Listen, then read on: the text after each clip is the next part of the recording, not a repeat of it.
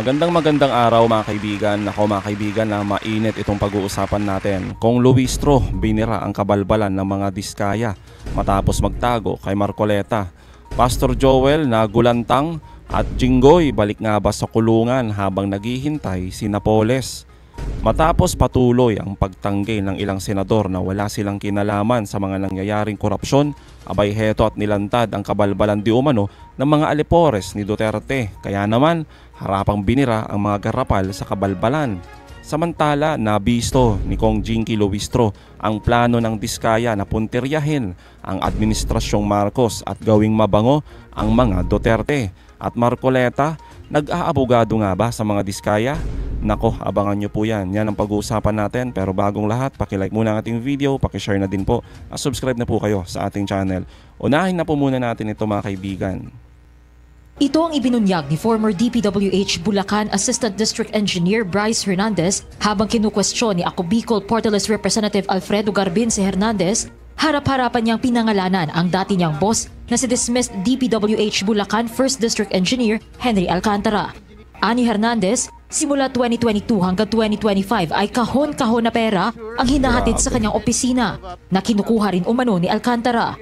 Dagdag pa niya, hindi raw siya sigurado kung kay Alcantara ba napupunta lahat ng pera. Pinangako naman ni Garbin na poprotektahan siya ng komite basta't hindi siya nagsisinungaling. Dito na nagsimulang kumanta si Hernandez.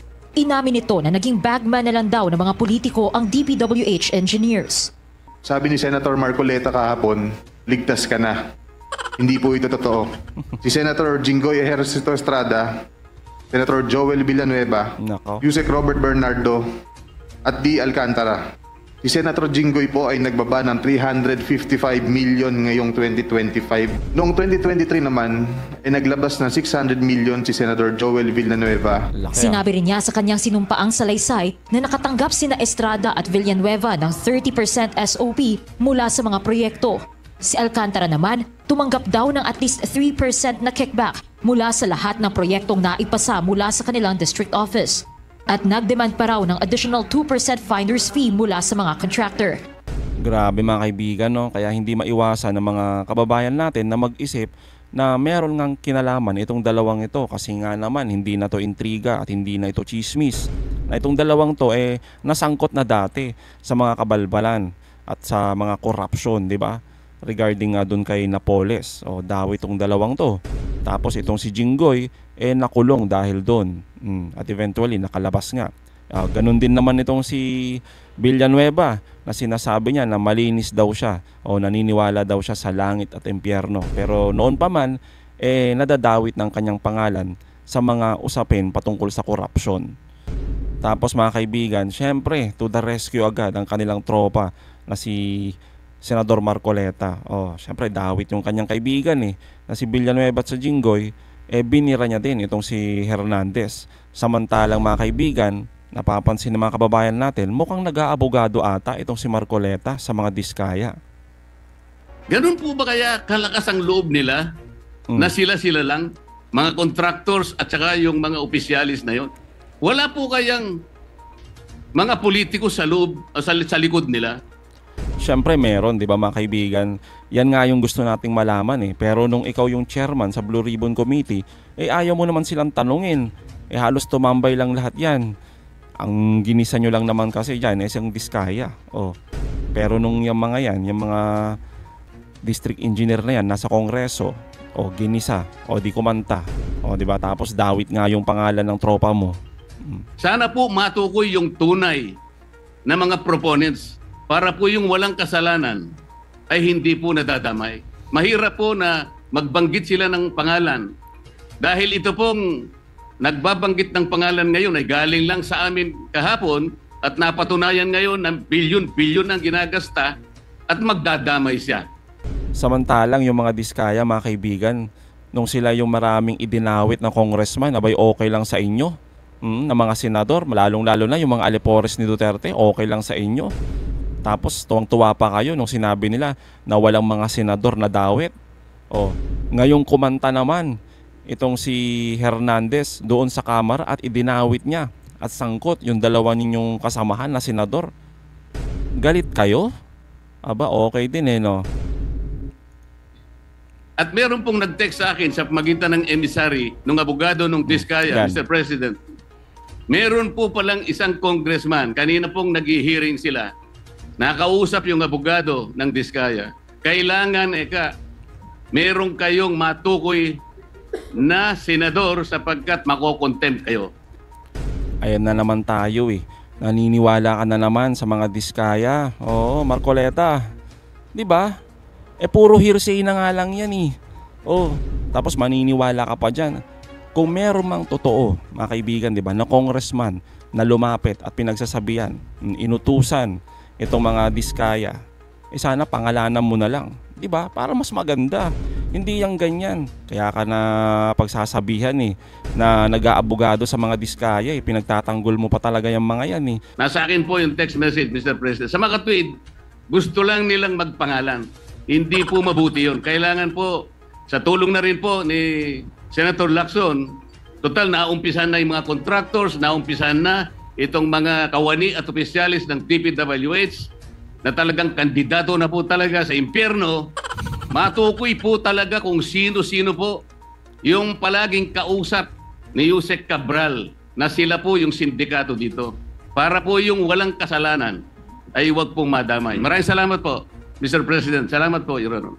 Huwag kang mag-alala, Senador Marcoleta. Yan yung ginagawa ngayon ni Senator Lacson at syempre ni Pangulong Marcos na magkaroon ng independent body na mag-iimbestiga sa mga corrupt na politiko. O, di ba? Yan yung ayaw mo kasi na mangyari at gawin, yung independent body na yan. Di ba? Nagagalit ka nun. Bakit? Meron ng Blue Ribbon Committee na nag-iimbestiga. Sabi mo, bakit pa kailangan ng ganyan? Paulit-ulit lang yan. Sayang yung pera ng taong bayan. May ganun ka pa, di ba?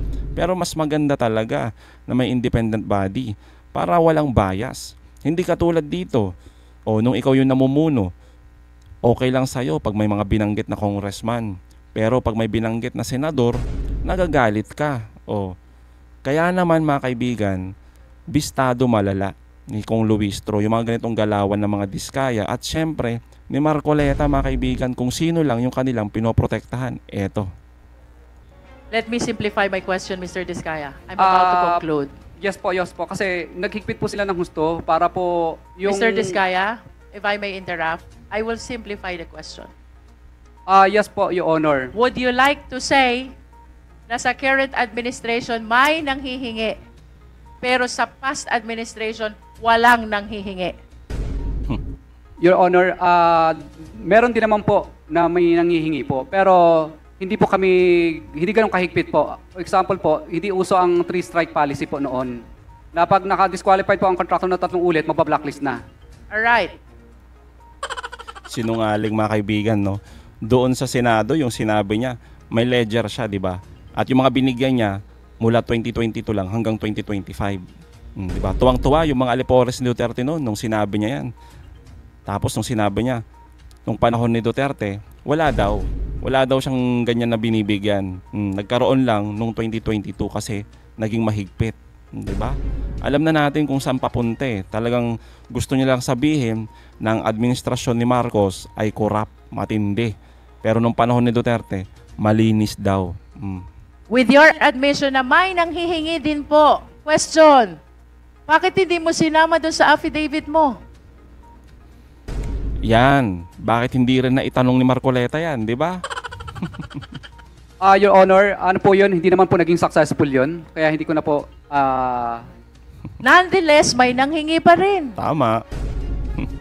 It's you who admitted. May nanghihingi din po during the past.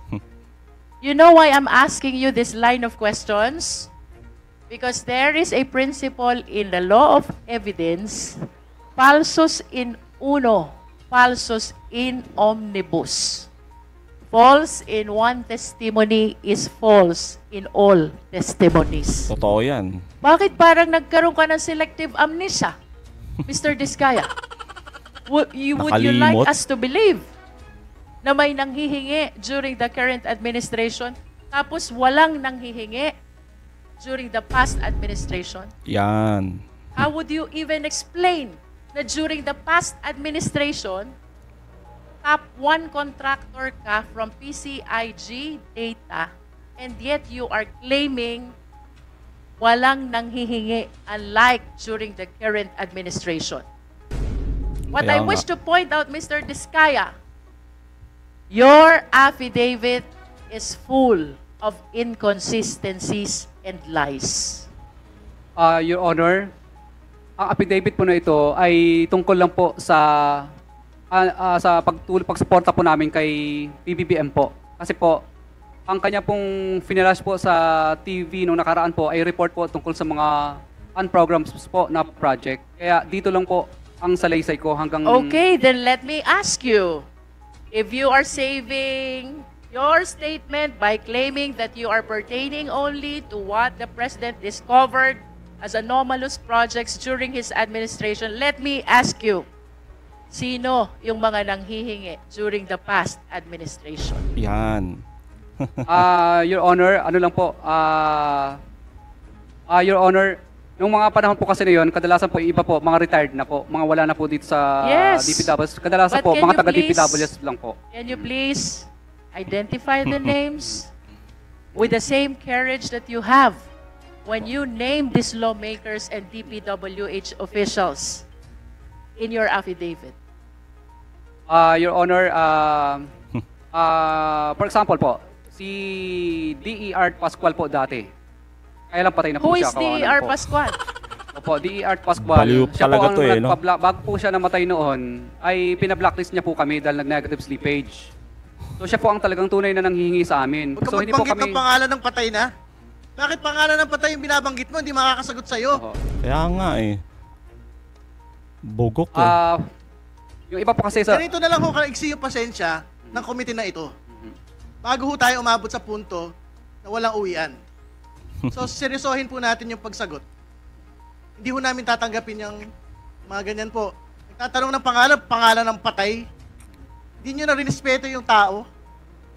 Your Honor, okay lang po ba yung yung data po kasi wala pa sa akin yung iba pang mga Bigay ka data. ng bakit papel lang hinahanap? Yung oh. laman ng utak mo hinahanap. Sinungaling. Sino yung humingi ng pera? Ah. Mula sa nagdaang gobyerno. Opo. Hindi mo kailangan ng papel para doon. Di ba mga kaibigan, halatang halata eh, di ba? Gusto nilang tumbukin yung administrasyon ni Pangulong Marcos ay madumi at sobrang kurap. Samantala, pagdating sa mga Duterte ay wala siyang masabi. At sinasabi niya na malinis. Samantalang wala eh, nadulas na siya eh, na meron namang humihingi. Pero hindi lang daw natuloy. Ngayon, tinatanong kung sino-sino yung mga humingi na yan kahit pa hindi natuloy. Abay, nakalimutan na mga kaibigan, no? Langya talaga tong mga diskaya na to. Dati po sa sa bandang Region 4A po noon, mga regional director naman po O kaya noon. magbigay ka ng araw. pangalan. Po. Bali nakalimutan ko na yung pangalan. Magbigay Mas ka tagal ng na po. pangalan. Si Sige, pakiulit yung pangalan. Director Samson Hebra po. Humihingi ng pera sa inyo. May inuutusan lang po siya na kailangan ay magbigay po at may pinakukuha. Pero hindi po kami pumayag. Magkano hinihingi? Parang nasa po yata yun, parang 10%. Para kanino? Para daw sa... Basta may ayaw po niya, basta taas lang. Yan lang po Ano na naman sinasabi. yung taas? Ano na naman? Baka yung taas. Magtututuro ka na naman kung sino-sino. Wala po. Sino yung taas? Wala pong binanggit sa akin ng mga politiko, basta taas lang. Congressman Luisito, please proceed. Mr. Chair, I wish to wrap up, no? You have to disclose everything. Dapat lang. Hindi pwedeng ang i-disclose mo lang 23 up to 24. And then 2016 to 2022, nakalimutan mo na. How can that be possible, Mr. Diskaya? I am questioning the veracity of your affidavit. It is full of inconsistencies. Totoo. It is full of false testimony. And with your refusal to disclose what happened during the past administration, it casts doubt, strong doubt, on the truthfulness of the contents of your affidavit. Mr. Chair, I conclude. Ayun mga kaibigan, halatang halata talaga na pinoproteksyonan nila yung pangalan ng mga Duterte. ayaw niyang banggitin na kahit sino yung mga nakatransaksyon niya nung panahon ng mga Duterte. Pero sa panahon ni Pangulong Marcos, ang dami niyang pinagsasabi mga kaibigan, 'di ba? Halatang halata natin eh. At saka regarding nga dito mga kaibigan sa issue ni Jinggoy at ni Villanueva. So anong masasabi niyo dito mga kaibigan? Dapat ba na ibalik sa kulungan itong si Jinggoy dahil sa mga kabalbalan na ito? At ganun din, dapat din talagang managot si Villanueva sa mga kabalbalan na ito kung mapatunayan mga kaibigan na ang lahat ng ito ay merong katotohanan. So mga kaibigan, anong masasabi nyo patungkol dito? Comment down below. Again mga kaibigan, huwag nyo kalimutan i-like at i-share itong mga videos. Hanggang sa muli, kita-kita ulit tayo mga kaibigan.